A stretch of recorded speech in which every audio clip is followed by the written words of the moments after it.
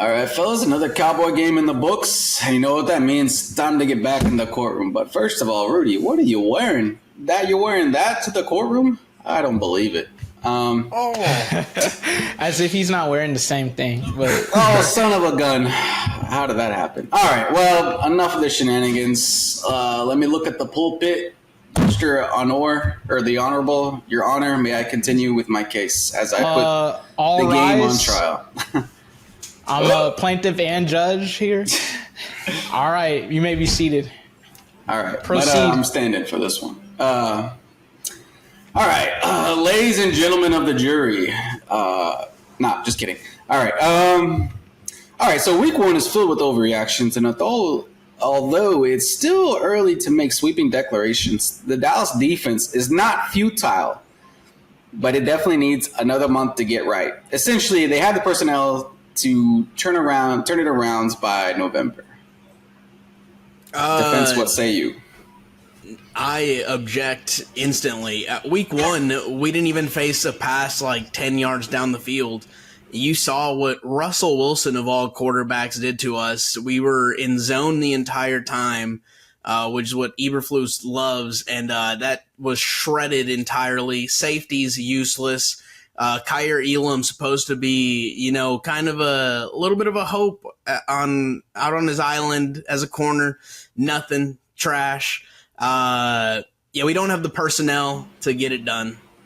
All right, Your Honor, let me just also add one more statement before I let you make your decision. But Rudy, didn't we see this kind of play out last season too, where the defense struggled to adapt to Mike Zimmer's scheme, and then basically around November they looked pretty sharp. Well, all right. Well, you asked about personnel. Just straight up about personnel. Your safeties can't defend. They can't help you. Diggs to me wasn't good enough. You're still missing Bland.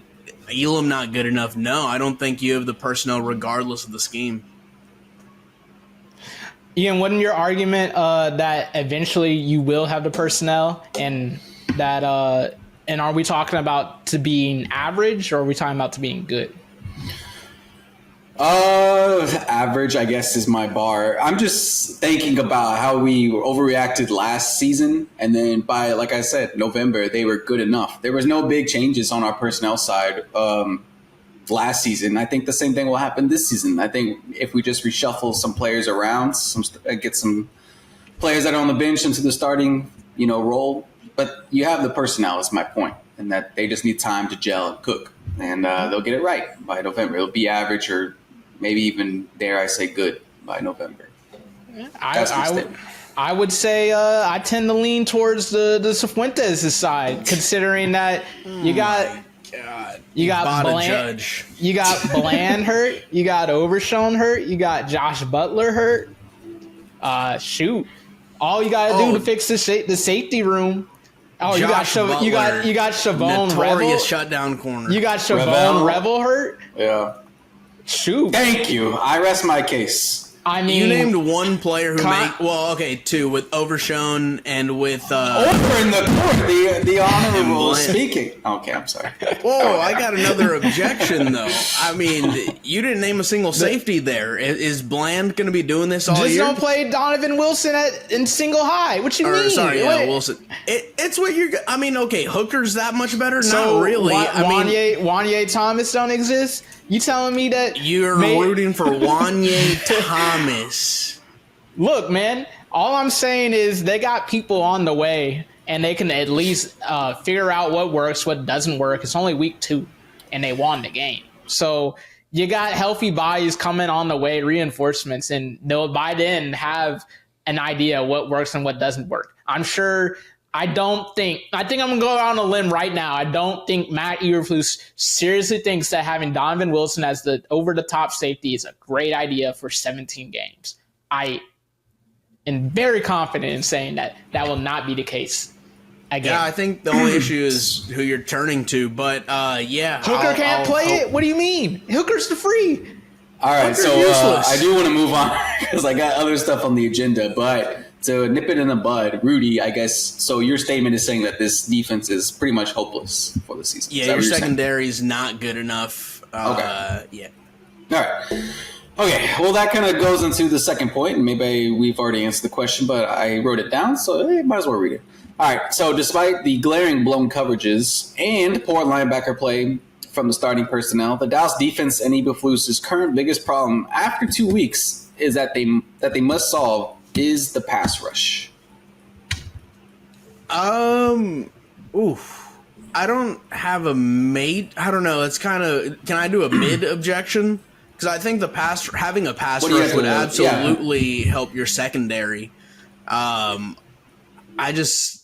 can't imagine. Like we are adding Jadeveon Clowney to the team, and I think he is an upgrade over like Sam Williams, let's say. But I don't know if it makes that much of a difference when there's so many holes in your secondary. I think any coordinator worth his salt is going to scheme up something to beat Eberflus's defense right now.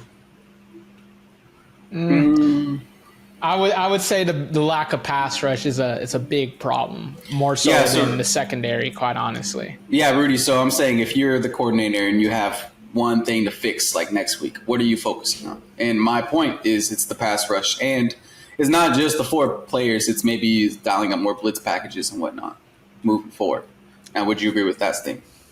Yeah, I'll agree. I'll agree with that. Okay. All right, so it looks like you can't really do anything about your personnel in the secondary. So yeah, that's you can. What are you gonna? We can bench certain players. Yeah. All right. Ravel, Butler, Bland. Named one decent player there. You don't even know anything about Siobhan Rebel, so no one does. So you can't say he's good. For all they spent order in the court. Why is this defense attorney talking out of turn to the judge? I must say, sir, you are out of order. All right. Statement number 3. Oh, you know what? That's a win for Chief too. Let me make a mark there. All right. All right. So this next statement is kind of, I do want to give some props to our opponents because, hey, they're NFL players too. And I think that's something that shouldn't be, forgotten or disregarded in a game. So regarding our opponent on Sunday, the best thing the Giants did was continually exploit our defense's coverages.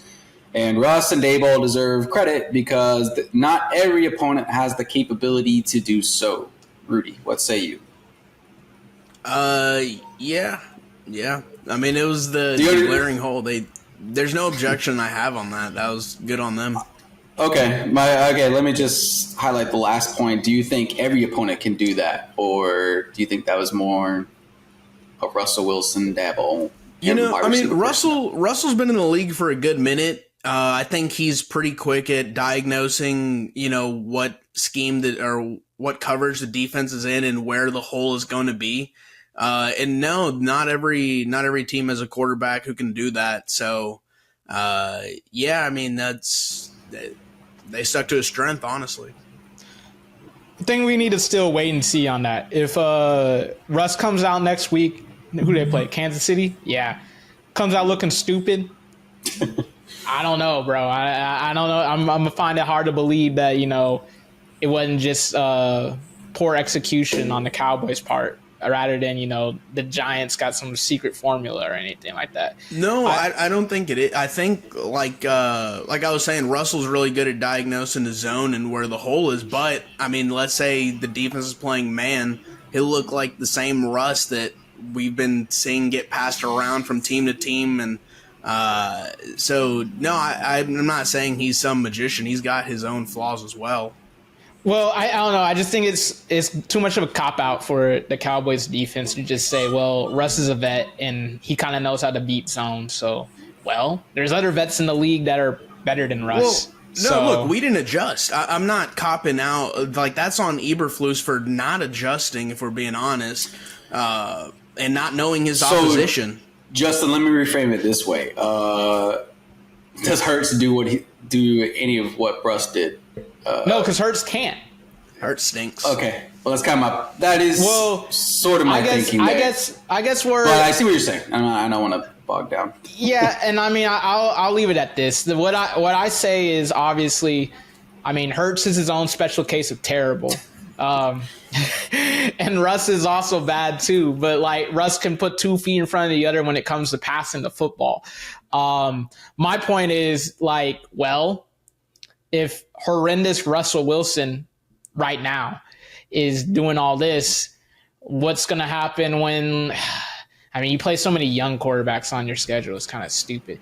I guess bad example. You think Caleb Williams is going to do this next season? No. Again, that is the best example I can think of off the top of my head that comes to mind is like, okay, well, when Patrick Mahomes, even though he ain't playing all that hot right now, comes to town, I don't think it's going to, or I think he's going to do the same thing. Like, I don't think it's just like I don't know. I don't think it's just, I think it's just too much of a cop-out to say, well, you know, he a vet, so that's why it looks so bad. All right. So let's look at the Cowboys offense. In the first half, the offense did start slow and kind of trickled into the second half. And that can mainly be explained due to rhythm and number of possessions. I think it has more to do with pressure, to be honest. Dak was under constant pressure, and that absolutely disrupted our offensive flow in the first half. I mean, the first half, we really did nothing. It wasn't until the second half we finally got it going. Terrence Steele is garbage. I don't want to see him anymore. So, yeah, I think the offensive line really let down the entire offense to start. I mean, I like both sides' arguments. I think I might have to lean towards Rudy on that. Okay. In the sense of, well, maybe you can make the argument that they adjusted and called better plays to account for the pressure, or maybe Dak made better plays. Who knows? But I think I'll lean towards Rudy's argument on this one. Okay. I do want to get into Dak because that's an interesting point. But this kind of Rudy's point also too gets into my fifth statement. Rudy, I'll go ahead and give you a little bit. I'll write your name there on that fourth one. Get you a little dub. Get you on the scoreboard. All right. But yeah, Rudy's point leads into my fifth statement, which is after 2 weeks, despite playing two NFC East teams, the biggest obstacle to the Cowboys offense is their O-line / pass protection. Yeah, 100%. I mean, look, Javonte Williams looked very, very good. Especially for what expectations were, but this team's going to win when we get the ball to CD and Pickens, and if Ferg does something, it's going to be on Dak's arm, and that he can only stay healthy if the offensive line's protecting, and if he has any kind of time, he's going to find someone, he's going to hit someone, he just needs the time. So yeah, that's what we're going to live and die on, is pass protection. You know, I don't know if I necessarily agree with either one of y'all, considering that, well, I guess I agree in a sense that maybe it's your worst unit, but on the offense, but I don't think it's like a negative, like a net negative. Like, you could still get off, like both games, you've got an offense flowing regardless, and it's not like Dak has taken that many sacks. So, Your Honor, who's the person that writes everything down? The stenographer? I will look at the stenographer and look at your previous statement where you said, yes, Rudy, I agree with you on the O-line statement. And then B, you did mention Dak Prescott hyping himself, or no, I don't know, kind of pulling it out of the ditch. I don't know, that wasn't your phrasing. Stenographer, I'm sorry. I can't read your handwriting. I get what argument that you're trying to say, and I was about to preference it with maybe I'm speaking out of two sides of my own mouth here, but I'm not. Yes, I agree that maybe in the first half, like, certain things happened. It drives that maybe there was a penalty from the O-line, there was a missed protection, this, that, and the other that kind of just, you know, took points off the board or killed the drive. But I still think that in the 8 quarters of football that we've seen so far, this isn't, you know, Chaz Green and the crew running protection. I think this crew is good enough. If all healthy, I guess you lost BB for like half the year. Yeah. Well, that's another point, that emphasis. And what was it, like an immediate false start? They screwed up the snap. That's the fumble. Yeah, that's not the end of the world, considering that. Justin did bring up 2 points, and I do want to ask 2 questions, follow-up questions. One is, you mentioned that you don't think the O-line is the weakest unit on offense, so what unit would that be? I said it is. It may be. Okay. I agree with y'all in that aspect. But like in regards to like, you know, how weak is it? I don't think it's like a net negative is what I'm saying. No, like, no, I think wouldn't it's say very it's that bad serviceable and passable for what This you is all just- have around. Yeah. I would just say compared to quarterback, wide receivers, O-line, running back, probably be between O-line, running back, and since there's 5 guys and only 1 guy on running back, I would say O-line. But you also mentioned that Dak did pick it up, and I kind of want to get to that point, which was, and I guess, I'll just read my next statement, because was that a Schottenheimer thing? Because, Coach Schottenheimer, as the offensive coordinator, has called 2 perfect games, and that has flown under the radar. That is my 6th statement. Defense, what say you?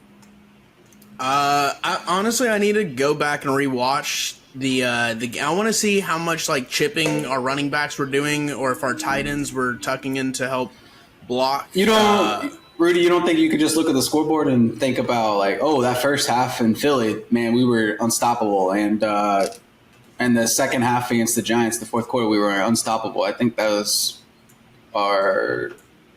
You don't think that's good enough? There hasn't been any like, dude, he didn't do this on that thing, or hey, even the running game's getting involved. I feel like he's checked all the boxes that he's. Well, I mean, look, laid out for himself.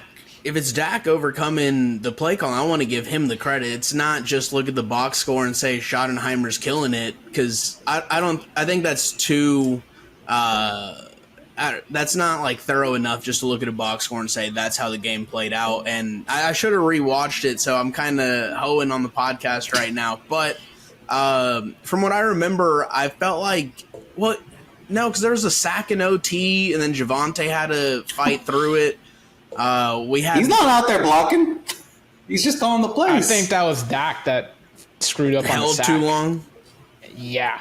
Yeah, I don't know. I remember like the rollouts to Ferg. I didn't really like those play calls, but so you do have some. I think our personnel's so good. We were going to score that amount of points with almost any OC, which sounds messed up to say, not giving Shoddy credit, but they weren't going to stop us.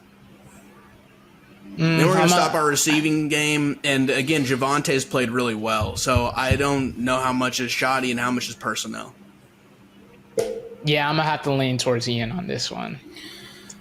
Yeah. Thank you. Thank you, Your Honor. I said Shoddy has had 2 good games play calling, and sadly, the defense did not come with an argument. I would just say, Rudy. No, because I wouldn't say he's bad either. Like, Rudy.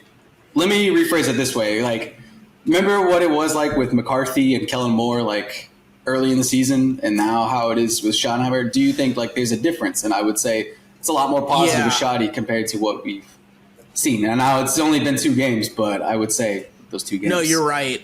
When you phrase it that way, there is no need to object because, yeah, absolutely. I think you're completely right as far as predictability and play calling goes.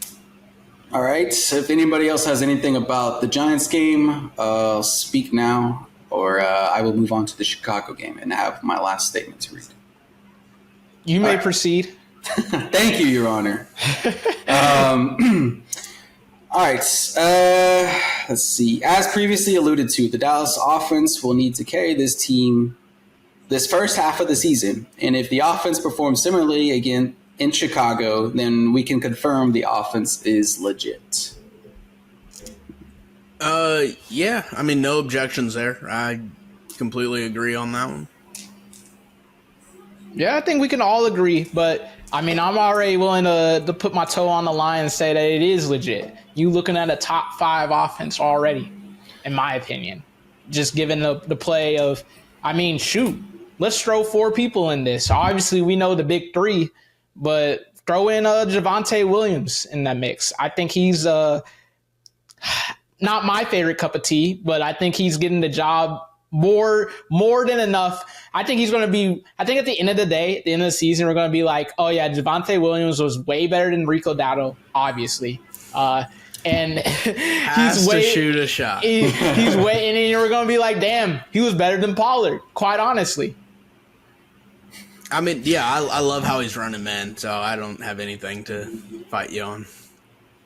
I guess the reason I'm hedging my bets on that last statement was because I'm worried about if we play a non-NFC East team because of the familiarity with the NFC East, and it feels like Dak always cooks. So I want to see them.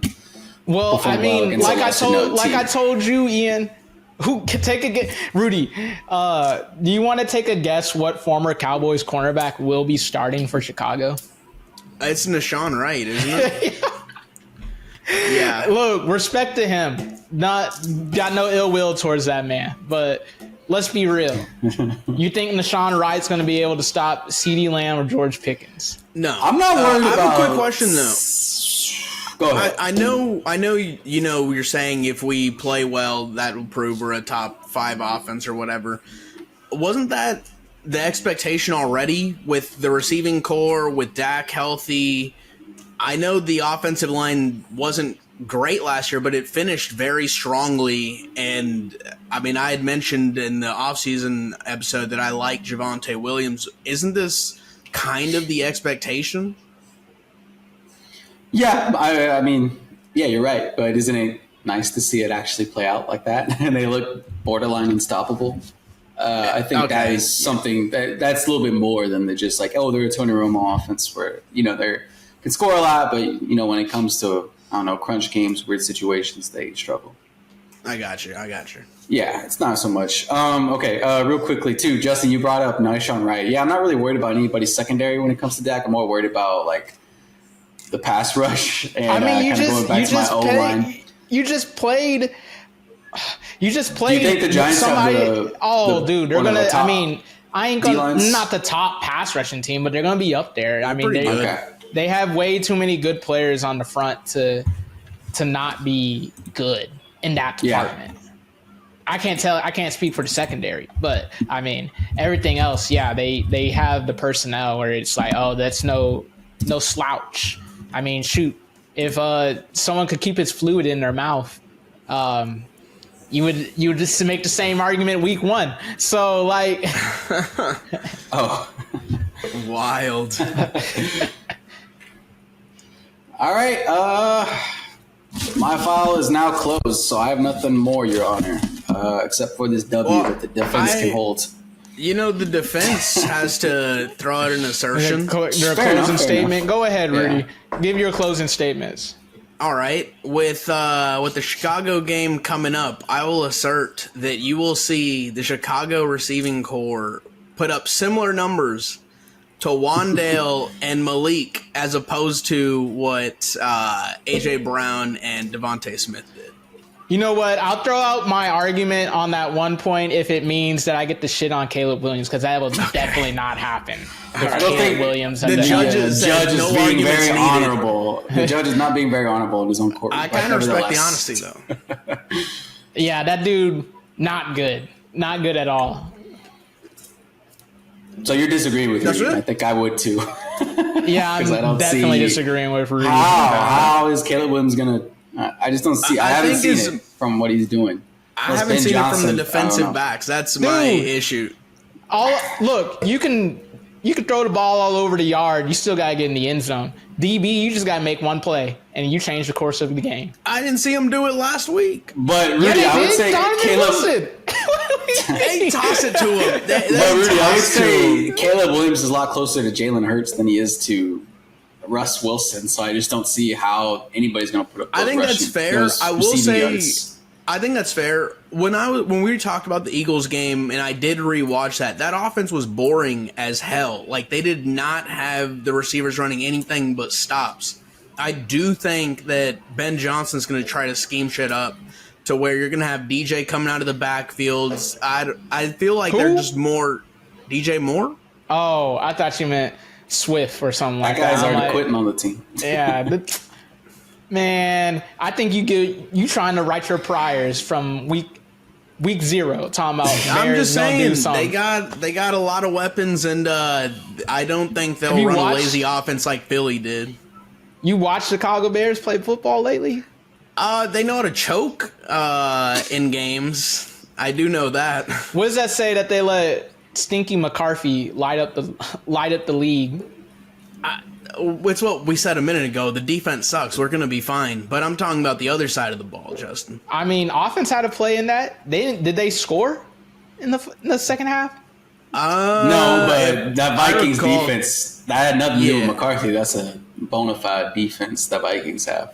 But Yeah, I but don't think the Caleb Cowboys have Williams. that. Caleb Williams ain't lighting the world on. Can't even do. He like that arch, bro. He can't even do the little things right. So what? All right, we're talking pretty confident, but is there anything to worry about come Sunday? I mean, it's Cowboys football. There's always something to worry about. But Would you say the biggest opponent is the Cowboys themselves than it is the grass field. The grass field, okay. Weather. Does No. anybody have a weather report? Stenographer, can we? I can just see it now. Jalen Smith. That is a deep cut reference. Thank God that man. Oof. All right, you don't need to bring me back to that moment, but yeah, this might be something similar to the It's Cowboys supposed to game. rain on Sunday. Oh, all right. So yeah, we have our okay. biggest obstacle is not the Cowboys themselves; it's the weather. It's and grass and wet grass. Yeah. Good grief. Oof. All right. Everybody gather around. Get in a little circle. We all know what that means. That means, shoot, I don't even have my lighter with me. Otherwise, we'd flick it. But, Rudy's got one. Oh wait, Go. he's always bumming. ooh, there it is.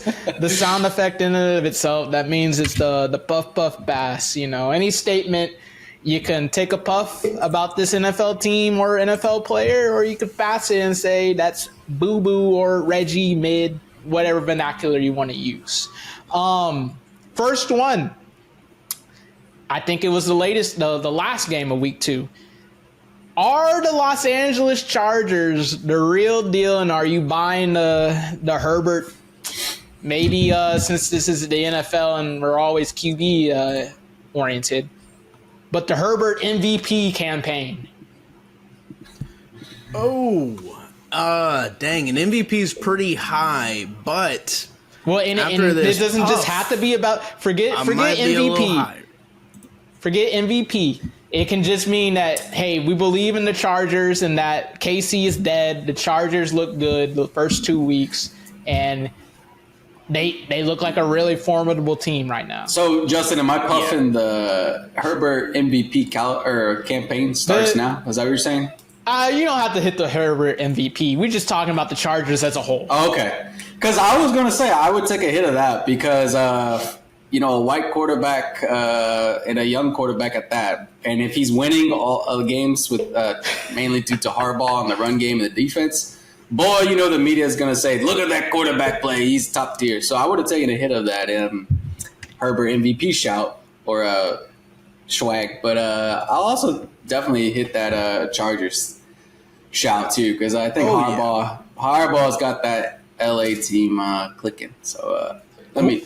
Who knew the missing link was getting old man Keenan Allen back? Because I don't know, man, that dude looking like he's the key to success, especially since he's apparently wide receiver 2 all of a sudden. So, and Dude, I mean, and Quentin Quentin Johnson is actually coming through. Yeah. So I don't know.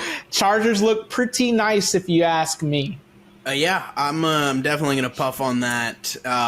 You mentioned the receiving core. I was in on the Herbert MVP talk as well for every reason Ian had laid out. Like when the media picks their darlings, even if they go through a slump, they're still their darlings. When they shine, I mean, they're going to be all over it. So Herbert's the most hated man in America, next to that Dak. is not true. So What? I don't believe that. I'll pass on that one.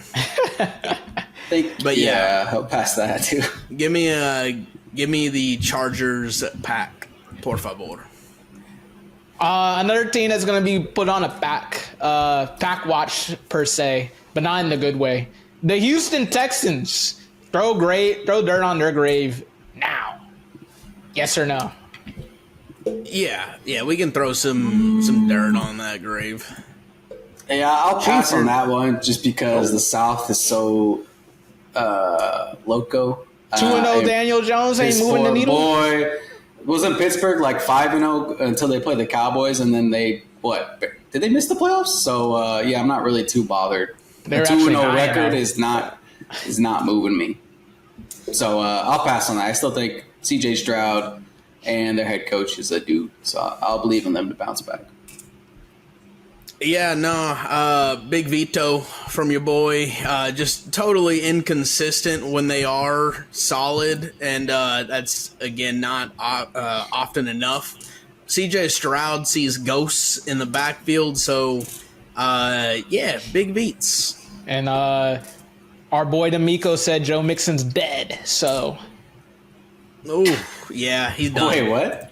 oh, that's I guess yeah. Me and Rudy talked about this quote. Apparently, the fantasy community. I know, thumbs down, but it is relevant to this argument. The fantasy community was speculating that we may not see Joe Mixon this year because basically D'Amico, when they were talking about injury update, basically gave nothing. But on top of that, he like referred to Mixon as being, he was great for our team or something like that, implying that he may not have a future with the Texans this year for injury reasons. Not for injury reasons. A team that we were kind of high on week 1, but are we puffing or passing that old Aaron Rodgers? Pass. He's Pass. Will you even let me finish? I heard his name. I knew. That ayahuasca might have fooled us again on week 1. That didn't man is fool me. actually cooked.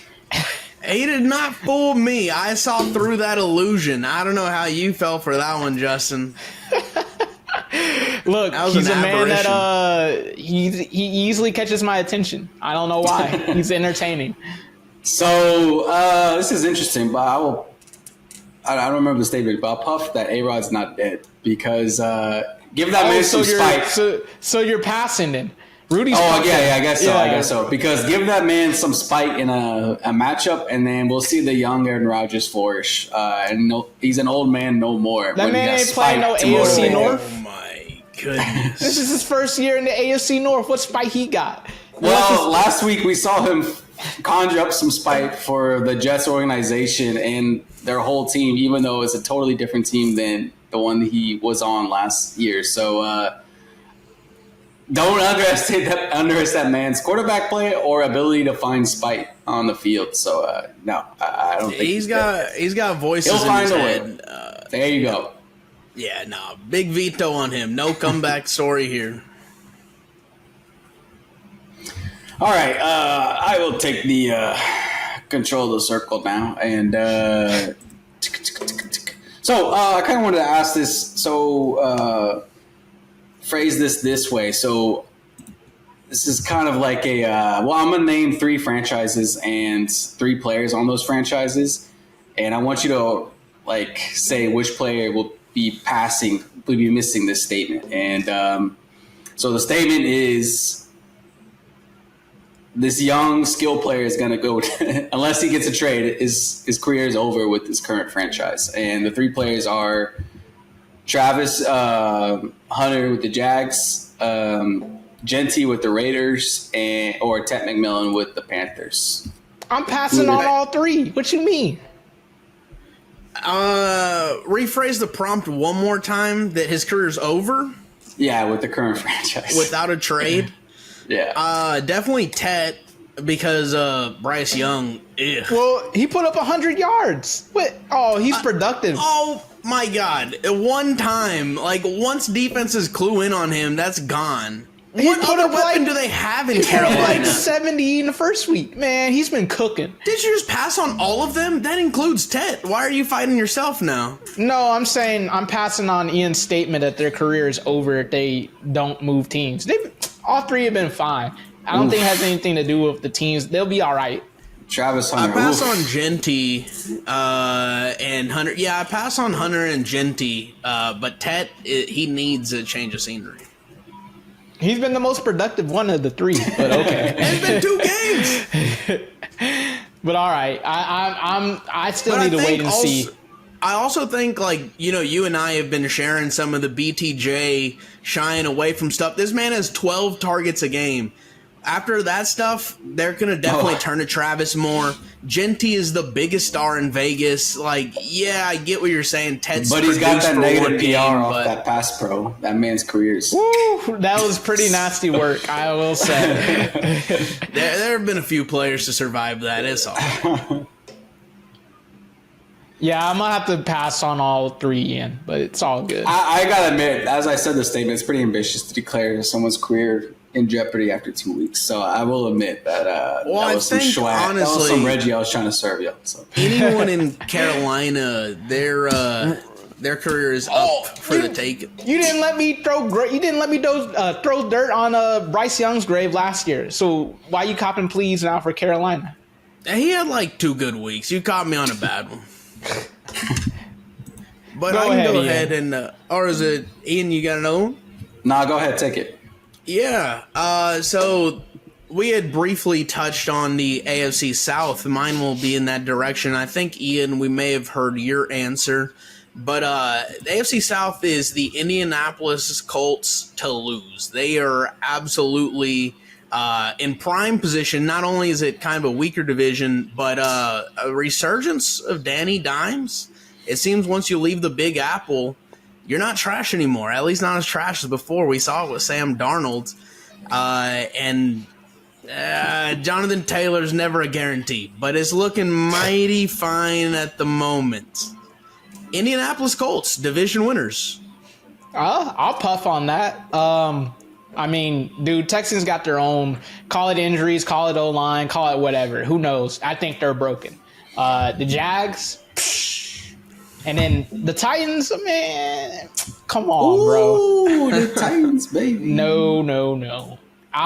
It is not because of Daniel Jones. I just think that, the Colts, they hang around every year for the division lead. They always have a shot come December to somehow be some tiebreaker, pull a rabbit out of their hat, and upseed the Texans or the Jags. So both of those two don't have their S together. So give me the Colts.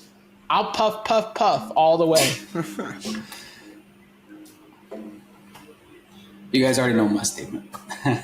He's going to pass and go with the Texans. All right. I'm passing, going with the Texans. But I do want to offer another point, puff pass on Broncos and Bo Nix sophomore slump. I mean, was it that big of a peak last year? The way the media phrased it was, yeah. Yeah. But we're not. A certain Patrick Surtain said, no, he didn't say they were Super Bowl favorites. He said, what did he say? Bo Nix was like a top 10 quarterback. So Top 5. But we all knew that was ridiculous. Yeah. We all knew that was ridiculous. Bo Nix going to play the exact same, get double the credit, but deserve a quarter of it. Hey, I'll take your blunt and double it. Put Jaden Daniels on that list too, and then now we're talking. I know that's what. Yeah, you're all over that one. You got lucky with the injury. Oh, sure. As if he was performing against the pack, but yeah. There's a pretty good edge rusher on that team. Oh, look! Not all roads don't lead. All roads don't lead to Micah. Come on now, unless you're Amazon Prime, who could not stop talking about it. Jesus Christ, that broadcast talked more about Dallas than any team in that matchup. Get mentally prepared for 2 weeks when Micah comes back to town. So. Ooh, oh boy. And it's time for everybody's favorite segment, the Pick'ems. Ian, why don't you let us know how we did last week? Well, Rudy, get ready to be happy because you were not in last place. The honors would go to your boy, who had 8 W's and has a record of 15 now, 15 wins. But you're also not in second place because that goes to Justin, who had 9 wins and has a total record of 17 W's.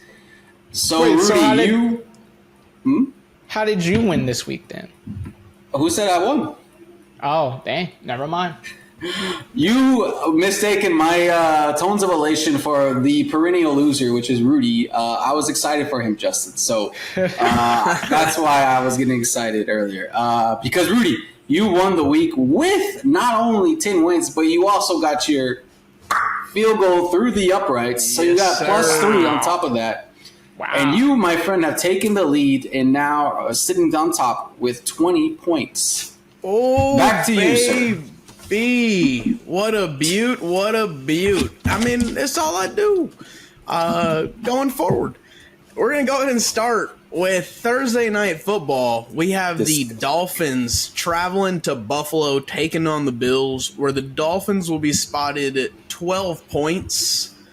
The Bills for me. That's a lot, but Bills. Let's go Buffalo. McDaniel gets fired. Oh, yeah, I too will take the Bills. All right. Moving on, we have the Colts and Titans in Tennessee. The Titans will be spotted 4.5 points for that one, but I don't think it's enough. Give me Danny Dimes. Give me the Colts. Yep, I too will take the Colts. By the way, too, are we making our field goal predictions at the end after you read off all of them? I say when you find the game that you want, kick your field goal. Oh, okay, because I did, but are we still doing the rule of whoever's in first gets first honors? Well, I can tell you none of those last two will be a field goal kick for me, so if you want them... All right, well then, let's go back to the Dolphins and Bills, and I will gladly take the Bills as my field goal. Unless Justin, you have an objection. Is a lot, but I respect it. All right, moving on. We've got the Falcons and the Panthers in Carolina. Panthers are given 5.5 for that one, but I'm going with the road team Falcons. Give me the Panthers to cover. Not sure they'll win, but they'll cover. Just because you love Bryce Young and Ted McMillan. Absolutely not. I will follow Rudy's decision and take the Falcons. Nothing wrong with playing some follow the leader. We're going with the Raiders traveling to the nation's capital, taking on the Commanders, where the Raiders will be given 3.5 points. I'll go with the Road Raiders to go ahead and Raiders. Give me keep it within 3. Give me Vegas as well. I will take not the Raiders. I'll take Washington football team. Okay. We have the Green Bay Packers traveling to Cleveland, taking on the Browns, where the Browns will be given 7.5 points. I'm going to go ahead and take Green Bay to cover a large spread on the road. Give me the Pack. Yeah, I don't know what happened to the Browns last week, but I will take the Cowboys. I mean, the Packers. I forgot. They always talk about them. This guy. All right, moving on. We've got the Bengals and the Vikings. This will be in Minnesota. Bengals are +3. I will go with the Vikings, and I'm going to kick a field goal here, baby. Vikes to cover guaranteed.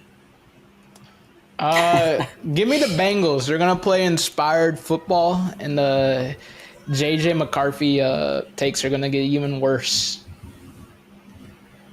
Yeah, even if they do play inspired football, Justin, I'm not sure that makes a difference. I will go with the Vikings. Last time these two teams played, the backup quarterback shined brightly. So for the Vikings, not for the Vikings. The same man that's taking the reins. How far back did you have to go for that stat? Jake Browning. Hey man, he gonna pull it off. Chase and T. Higgins are gonna be eating very well. Nah. No worries about that. Moving on. We got the Rams traveling to Philly, taking on the Eagles, where they are spotted 3.5 points on the road. I don't think it's enough. Give me the boring offense Eagles to get it done. I'm gonna trot out Butter here and Mr. Aubrey, and we're gonna kick our field goal for the Rams. Interesting. Okay. Very interesting. Let Very me make interesting. a note here and blah, blah, blah. Okay. I will also take the Rams. Oh, okay. Moving back over to the AFC, we've got the Steelers going to New England, taking on the Patriots, where the Patriots are given 1.5 points. I don't think it's enough. Give me the old man in the black helmet. Give me the Steelers. Maybe Ian's logic applies to Tom Brady's legacy. I don't think they relate like that, but where could the spite be? Maybe he just don't like the head coach for the Pats. Or he doesn't like losing back-to-back. Whatever. Give me the Steelers. All right. We have the Jets traveling to Tampa, taking on the Bucks, where they will be spotted 6.5 points. However, I don't think it's enough. Give me Tampa Bay to cover at home. Anybody believe in Tyrod Taylor? He's on the Jet. He's playing for the Jets. He's the backup quarterback for the Jets He because stays employed. Justin Fields is in protocol. Give me Tampa Keefe. Is this a Baker PR game where they somehow are trailing in the fourth quarter and then he comes back with a fourth quarter win? And then we pretend like it was actually something good. I will take the Bucks as well. All right, clean sweep there.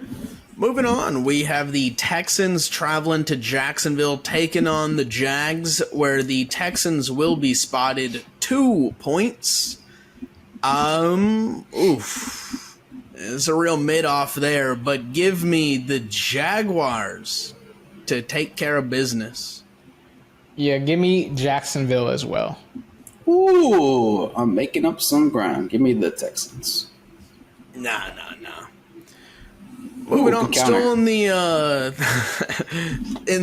3 o'clock or the beginning of the 3 o'clock window, we have the Broncos traveling to LA, taking on the Chargers. The Broncos will be a +2.5 on the road.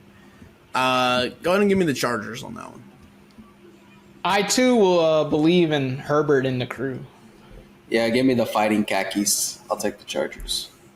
Clean sweep there. Moving on, we have the Saints traveling to Seattle, taking on the Seahawks, where the Saints will be given 7.5 points on the road. That's plenty, but it won't be enough. Give me Seattle. Give me Seattle as well. Yep, Seattle. Clean sweep. Moving on, we have the Cowboys traveling to Soldier Field, taking on the Bears. In that one, the spreads are all over the place. We will call it Bears +1. I will go ahead and take the boys to get it done. Give me the Cowboys as well. Yes, sir. All right. Moving on, we got the Cardinals traveling to San Fran, taking on the Niners. Cardinals +2.5 in that one. And I'm going to go with the road Cardinals to get it done. Give me San Fran. Wait! I don't know why I cracked like that. Division game. I think that the Cardinals have played the 49ers tough in the past. I may be making that up. But we'll go with the Cardinals. 3-0 start for Mike Vick and the Pit Bull Kyler Murray. All right. I think I was the only one to give them some love at the beginning of the year. Give me the Cards as well. All right, clean sweep. Moving on, we have the Chiefs traveling to the Jersey area, taking on the Giants. Spread in that game is New York +6. And I'll say they stay within 6. They lose by 5. Give me the Giants to cover. I Is like this that a logic, Sunday night Rudy. game? No, it is? It's Sunday night. Oh! What is the NFL doing? Man, I was going to change my pick for that, but I like your logic, Rudy. Can the Chiefs score points? Absolutely not. Give me the Giants to cover. Yep, Giants cover. Clean sweep there. And lastly, Monday Night Football, we have the Lions traveling to Baltimore, taking on the Ravens. The Lions will be spotted 5 points in that game, and I don't think it's enough. Give me the Ravens. Please don't choke. Give me the Lions to cover. Ooh. All right, Rudy, let's make up a game. I guess you don't have to. But, yeah, give me the Ravens. All right. Justin, the lone lion. Justin, where'd you kick your field goal at again? The Rams. The Rams. All right. I've got the Vikes for mine. Ian, you had yours with the Bills, correct? Yes, sir. Boom. Let's see who's going to connect like Brandon Aubrey this week. Anything else? Nah. Let's get out.